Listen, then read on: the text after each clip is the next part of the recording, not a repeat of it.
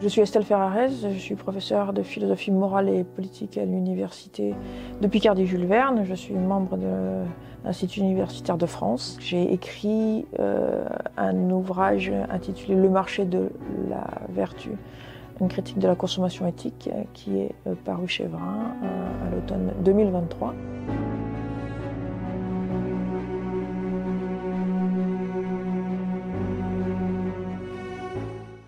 C'est un ensemble de pratiques qui, en tant que telles, de manière plus ou moins explicite, constituent une critique du capitalisme.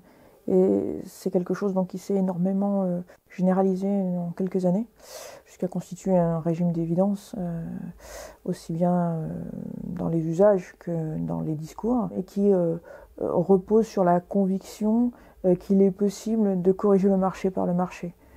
Qu'il est possible d'injecter de la morale dans un marché qui est considéré comme en étant dépourvu. Mais malgré tout, donc, il serait possible de l'aménager, l'amender, le faire évoluer de cette manière-là. Et puis, précisément pour cette raison, c'est donc une critique du capitalisme qui passe par exemple, l'acceptation de payer un juste prix, c'est-à-dire un prix plus élevé que celui qui serait déterminé par le marché, qui passe par le refus de se faire livrer certaines marchandises, qui passe par le fait d'acheter des marchandises qui ne sont pas emballées, etc., etc. Donc c'est vraiment un ensemble de pratiques très diverses qui se sont donc imposées comme une critique du capitalisme.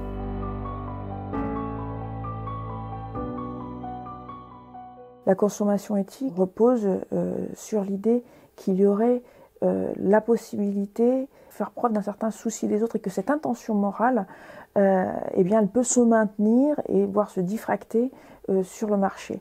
Et cette manière de penser, ou même si ce n'est pas penser, mais enfin de conformer nos pratiques sur le marché, c'est quelque chose qui suppose une analyse du capitalisme qui est partielle.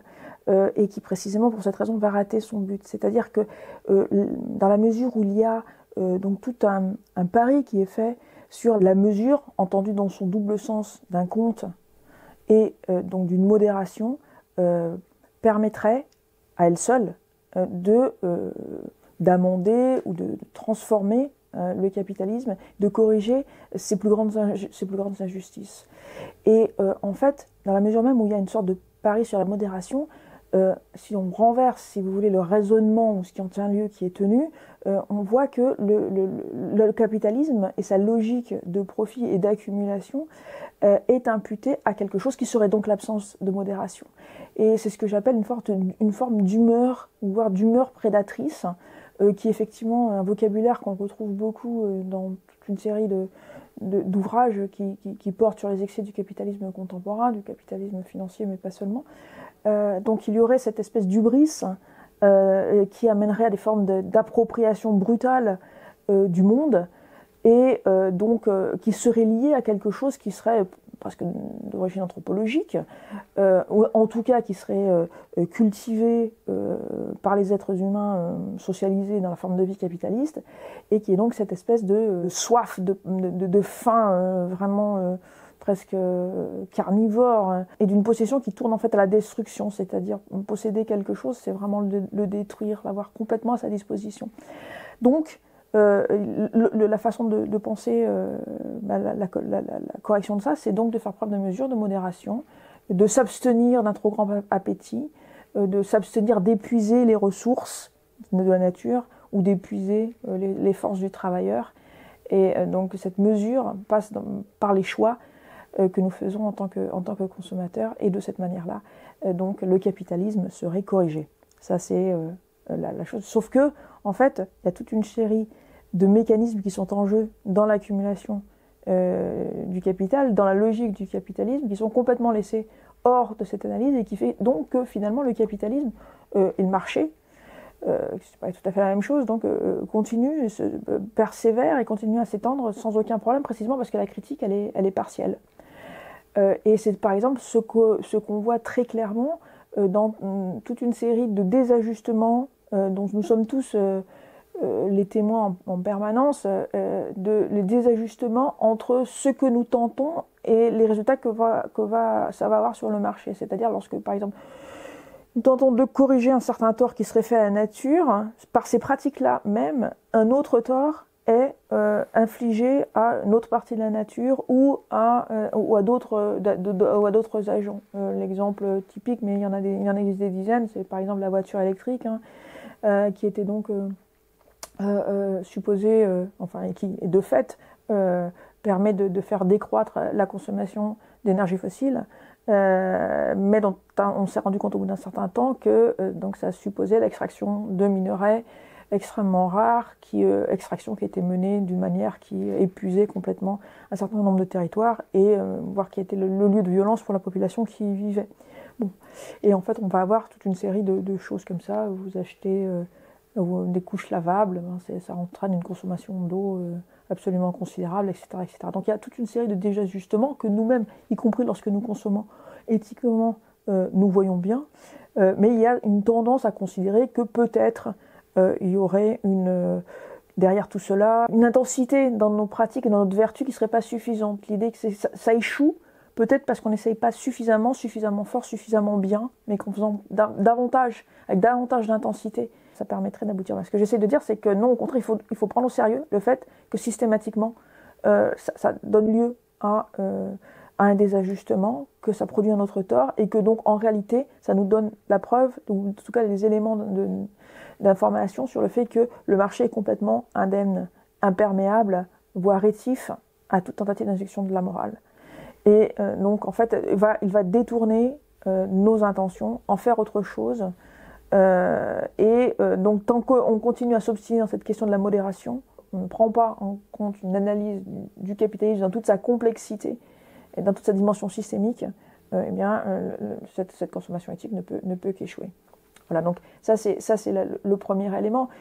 Donc il y a aussi cet échec dans l'insuffisance de l'analyse, qui n'est généralement pas une analyse au sens formulé, abouti du terme. Il y a aussi le fait de miser sur le marché, le faire fonctionner. Alors quand je dis ça, c'est pas simplement la critique extrêmement banale qui consiste à dire que le marché c'est donner de nouvelles formes en proposant des produits désormais éthiques, responsables, avec toute une série de labels, et donc de cette manière-là continue son accumulation du capital. Bon, ça c'est évident, mais c'est au-delà le fait que, afin de réaliser notre intention donc vertueuse, afin que donc celle-ci aboutisse et qu'effectivement lié le monde auquel nous aspirons, c'est-à-dire un monde dans lequel la nature ne sera pas complètement épuisée, etc. Pour que cette aspiration soit réalisée, en fait, il faut il faut accepter et donc concourir à la logique d'agrégation et de sommation des actes individuels sur laquelle repose le marché. Donc en fait, mon acte, tout simplement, je ne sais pas, d'acheter du shampoing non emballé, n'a de sens évidemment par rapport à ce que je souhaite voir advenir dans la nature que si j'attends du marché qu'il réalise son acte d'agrégation de toute une série d'actes similaires aux miens, des achats. Donc en fait, tout ceci ne peut fonctionner que par et grâce au marché, donc ne peut que le renforcer en quelque sorte. C'est une sorte de cercle logique sur lequel en fait on ne réfléchit pas forcément, mais qui a des effets extrêmement délétères et qui explique pourquoi est-ce que la critique rate systématiquement son but. Et puis il faut encore ajouter à tout cela l'idée de responsabilité qui est promue et mise en acte par la consommation éthique. Donc c'est une responsabilité qui est individuelle, donc une responsabilité qui s'exerce de manière extrêmement segmentée, c'est-à-dire limité au moment où on paye, on passe à la caisse en fait, on fait un achat sur Internet, mais en fait c'est l'idée d'une responsabilité qui m'appartient en tant qu'individu, qu'individu suffisamment informé, donc il y a véritablement derrière tout cela une certaine idée donc du sujet responsable, bien informé, rationnel, même si cette rationalité implique des considérations morales. Et c'est une manière de complètement dépolitiser la responsabilité, d'empêcher, ou en tout cas d'éviter toute forme de solidarité, par exemple. Encore une fois, parce que ce qui tient lieu de solidarité, c'est cette sommation automatique qui est réalisée par le marché, mais aussi dans la mesure où la responsabilité par laquelle nous nous considérons comme les auteurs du monde, eh bien, comme l'a dit Ricoeur, c'est toujours poser la question de la responsabilité, c'est poser la question du véritable auteur d'un fait ou d'un acte. Et donc c'est toujours en quelque sorte accuser certains pour en absoudre d'autres. Et donc de cette manière-là, il y a toute une série d'agents sur le marché, mais aussi de manière générale dans la sphère économique, et qui se retrouvent hors du champ d'attention. Et donc là, on peut parler évidemment des entreprises, mais on peut aussi parler des États qui pourraient obtenir des résultats infiniment plus efficaces en interdisant certains types de produits, en obligeant certaines formes d'importation, etc., etc. Donc en fait, la responsabilité, en se retrouvant de cette manière individualisée, segmentée, ramenée à quelque chose d'extrêmement limité, eh bien, a là encore pour effet de faire perdre son acuité à la critique qui aurait pu être contenue dans la consommation éthique.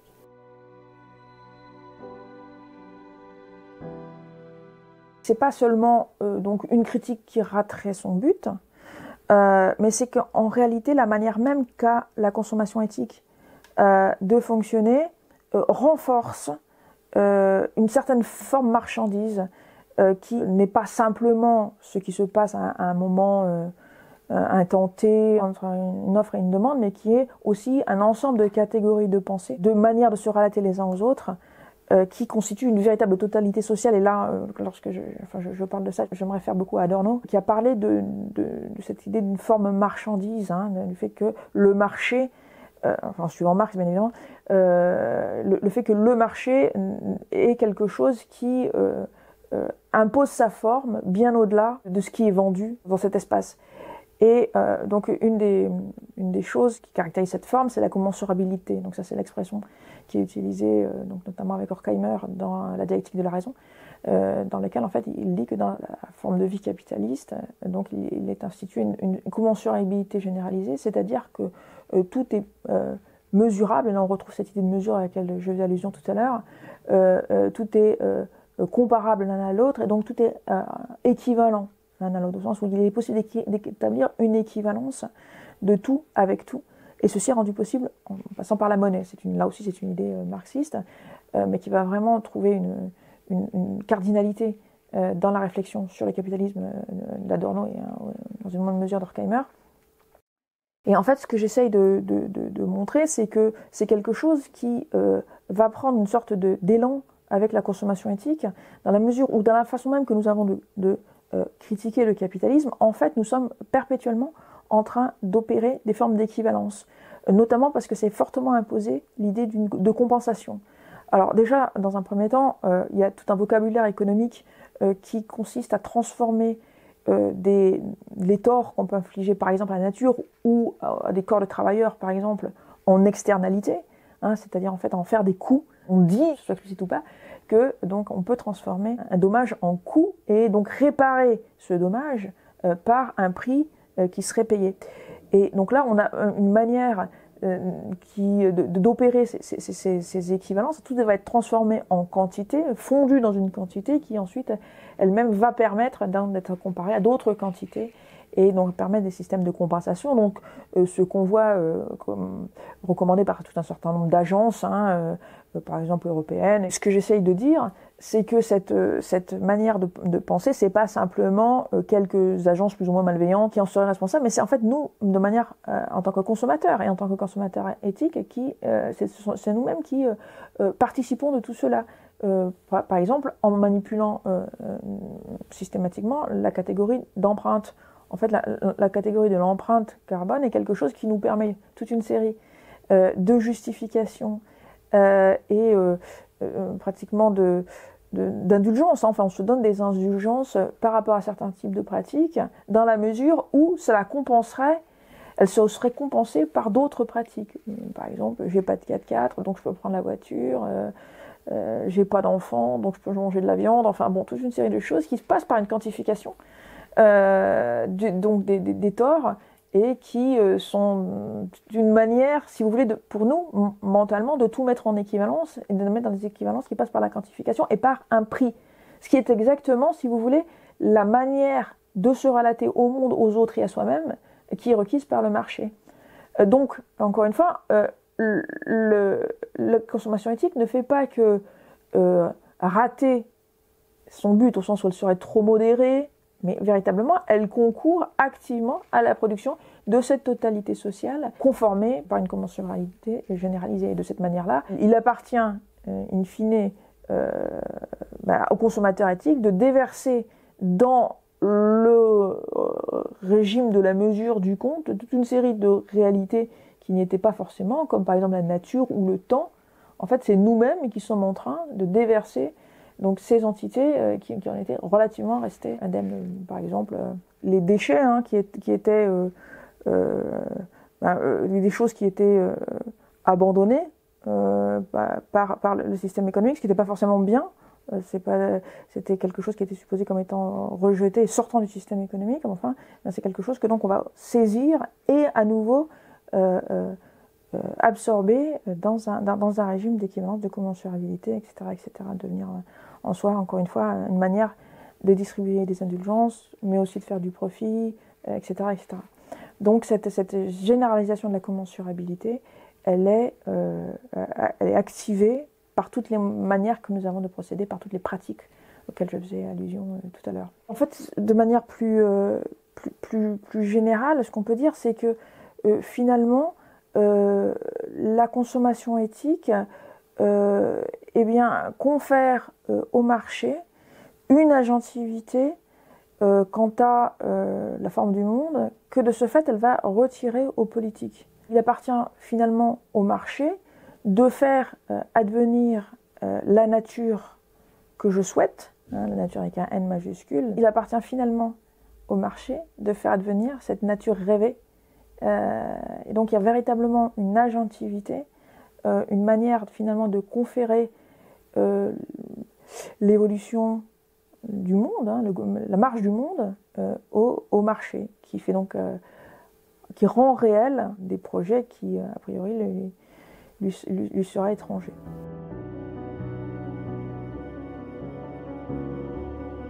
Pour autant qu'elles ont lieu sur le marché, c'est quelque chose qui ne peut qu'être resignifié, transformé en quelque chose d'autre.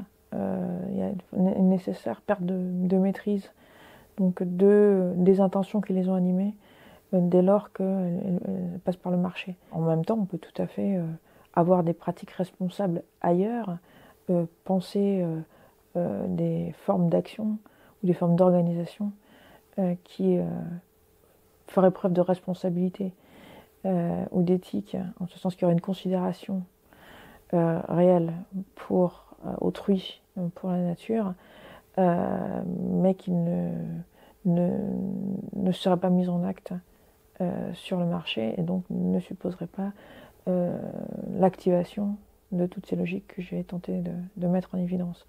Donc le problème pour moi est le fait d'établir un lien ou une relation entre responsable ou éthique et marché. C'est pour moi commettre une erreur de catégorie que de tenter d'allier ces deux mots. Ça peut tout simplement tenter d'avoir toute une série d'échanges qui ne passent pas par le marché. Ça peut passer par le fait de mettre en place des communautés, comme il y a un certain nombre de propositions radicales qui sont faites en ce sens, mais ça peut être aussi une manière de demander, d'exiger de nos gouvernements, des États, ou de toutes les forces politiques déjà constituées,